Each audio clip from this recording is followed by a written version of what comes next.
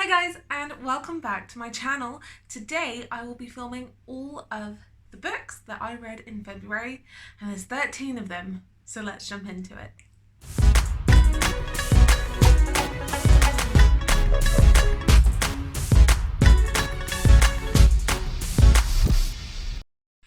So let's talk about this month's reading statistics. They will pop up here. So this month I read a total of 13 books, and across those 13 books I read 4,794 pages. I read 10 adult books, 2 YA books and 1 middle grade. I read 1 non-fiction, 3 fantasy, 3 contemporary, 1 thriller, 2 dystopian, 2 sci-fi and 1 romance. I read 1 hardcover, 8 paperbacks, 2 mass market / 1 audiobook, because I kind of listened and read The Assassin's Apprentice, which is a mass market paperback as well as audio, and then 1 ARC. So yeah, that's kind of what my statistics look like. Let's jump into this massive pile of books I have next to me. Ugh. Okay, so now that I've covered all the statistics, let's jump into this massive stack of books beside me. And yeah, these are in no particular order, but as I did last time, I will rank them in rating order at the very end. So the first book at the top of my pile is Good Omens by Terry Pratchett and Neil Gaiman. I am really unsure about how I feel about this book. I gave it 3.5 stars, I think. It's not bad. It just wasn't one of my favourite books. It was funny, I have a lot of thoughts, it was a bit slow. So yeah, I haven't really fully come to terms with my thoughts and opinions about this book, but I have tabbed it quite a bit, if you can tell, because there are some funny things in here. So this is about the end of the world. We follow a demon and an angel who don't want that to happen, and they work together to try to stop it. Interesting concept. Executed well in some parts, but some parts I felt lagged. But that's okay, I think. I don't know. I have mixed feelings. If you've read this book, let me know down below what you think of it. Maybe I will compare it to the TV show. But yeah, like, I just don't know how I feel, and I want to love it. The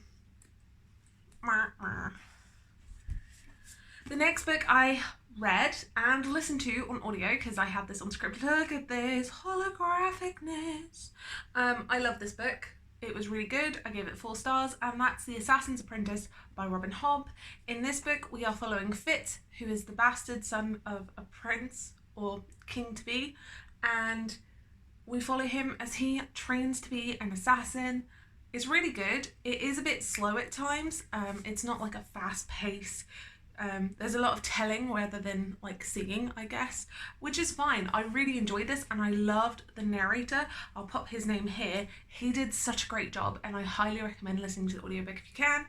I loved it. It was good. It was interesting. I will be continuing with the series. I've got the next one on my shelf, and I'll probably listen to that on audiobook as well. Again, I gave this 4 stars. Very good. This is another book. I'm really confused and conflicted. I don't know if this should be a 2-star or a 3-star. It's definitely not a 4-star. And that's Annihilation by Jeff Vandermeer. We watched the film for this when it first came out. It came out on Netflix here in the UK. And we watched it. I was confused then, so I picked this up. I'm still confused now. I don't understand things. It was interesting. But apparently you just get left with this, even if you continue on with the series. There's not more explanation, and at some point I feel like I'm going to want explanation. But this is about a group of 4 women who are all they're not all scientists, but one's a scientist, one's a psychologist, one's a scout type leader person. Does it say who else is on here?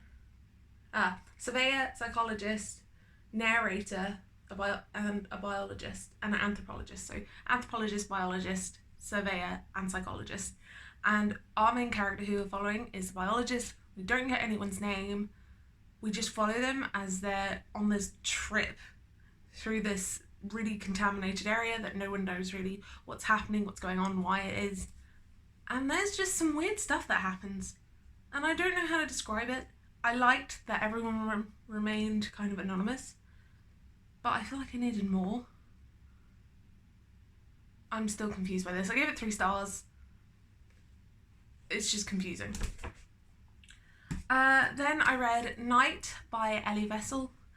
I don't rate non-fiction because I haven't thought of a good system, but this was amazing. It's a very important read and I think everyone should read it. And this is recalling a young boy, Ellie Vessel. This is his experiences through World War II and his stay in a concentration camp. I believe there's also one called Night and Morning.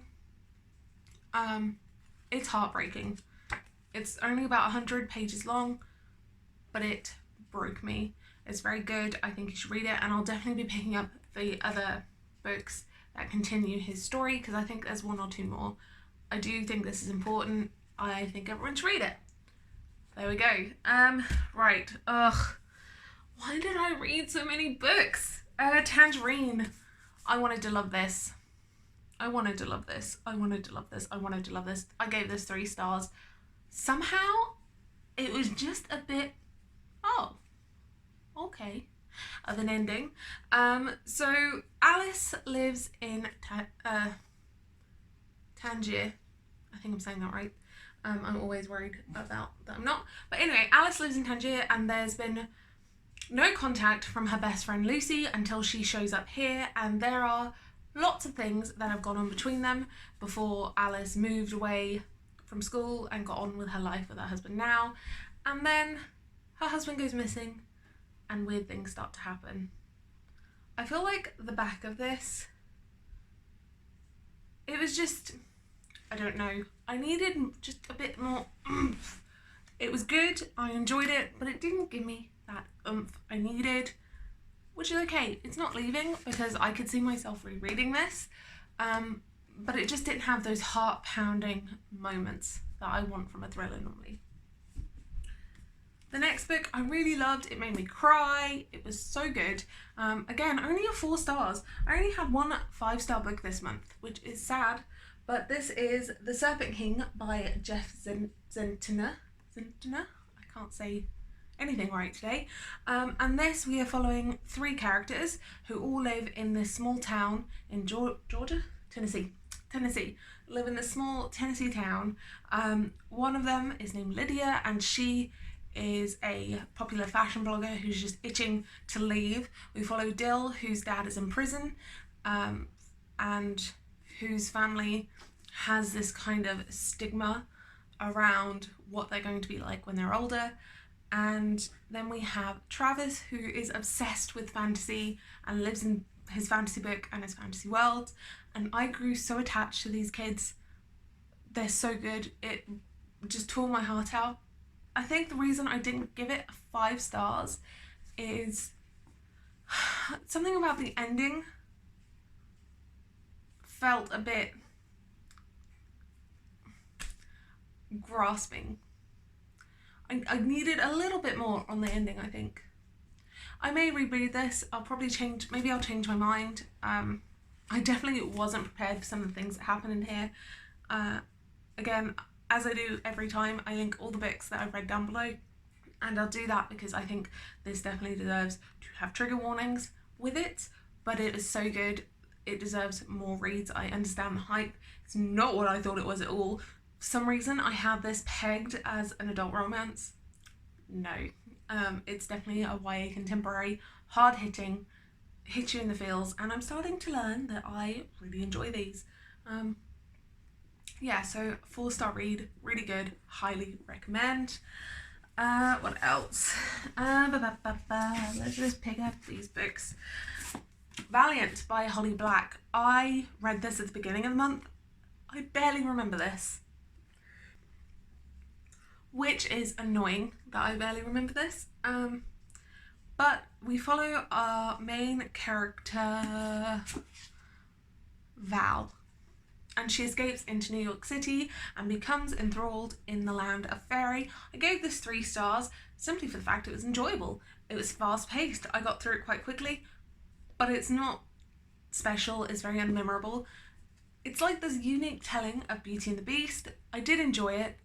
I'm not getting rid of it, but it was a bit unmemorable. And because of that, I can barely remember what happened. Basically, she runs away from home and she finds these new friends and they work for Fairy, and Val is bound to a troll named Ravus. Yeah, so it was enjoyable. I will recommend reading them because they're just fun. It didn't hit the 4 or 5 star level for me. Next thing I want to talk about is The Keeper of Lost Things by Ruth Hogan. This was really sweet. It was a very rom-com-y, chick lit type thing, I guess. I don't know really how to categorise that. It was just very sweet. It very much reminded me of Cecilia Ahern's books, which I enjoy. I love Cecilia Ahern's book. I find them relaxing, feel good, kind of just break up all the intense fantasy I tend to read. And this is about a woman who is the housekeeper for a man named Anthony, and he has just collected an assortment of things, and his last kind of request is for his housekeeper, Laura, or his assistant, I guess she's not really a housekeeper, his assistant, Laura, to find out who all these things belong to. It does have a bit of a paranormal twist to it, which I really enjoyed. Again, I gave this 3 stars.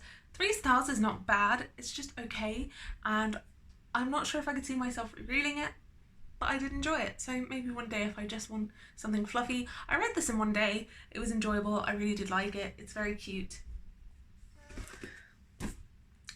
Oh no. Ugh. The book that is as big as my head, or bigger. This thing is a giant. This is TenQ84 by Haruki Murakami. This was weird and it was a trip. It was a mind bender. It was strange. We're following Anamame and Tengo, and they're on this journey to